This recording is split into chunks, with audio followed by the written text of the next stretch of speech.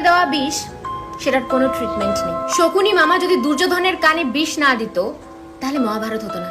আর যদি কুজি মন্থরা কৈকেয়ীর কান না ভরতো তাহলে শ্রী রামচন্দ্রকে 14 বছরের বনবাসেও যেতে হতো না। ইন্টারেস্টিং না? একটা জলের ফোঁটা যদি কাদায় পড়ে সেটা কাদা হয়ে যায়, আর সেই জলের ফোঁটাটাই যদি গঙ্গা জলের মধ্যে পড়ে তাহলে সেটা গঙ্গা জল। জলটা তো একই, বাট পরিবেশটা ইম্পর্টেন্ট, যে তুমি কখন কার সাথে মিশছো। দেখতে তো দুজনেই কালো, কিন্তু আওয়াজ বের করলে বোঝা যায় যে কে কাক আর কে কোয়েল। ঠিক সেরকমই মানুষের স্বভাব আর ব্যবহার দেখে বোঝা যায় যে কে আসল শিক্ষিত আর কে মূর্খ। যে সত্যি বলে তাকে একবার কষ্ট করে সত্যি বলতে হয়, কিন্তু যে মিথ্যে বলে তাকে বারবার বারবার মিথ্যে বলতে হয়, একটা মিথ্যে ঢাকতে আরেকটা মিথ্যে। মিথ্যে কথা বলে তুমি পরকে খুশি করতে পারবে, আপনজনদের না। আমার তো মনে হয় মাঝে মাঝে খারাপ সময়ও আসা উচিত, তাহলেই বোঝা যায় যে কে আপন আর কে তোমার আপন হওয়ার জাস্ট নাটক করে। কে বলে গো যে শিক্ষা শুধুমাত্র বই থেকে আসে?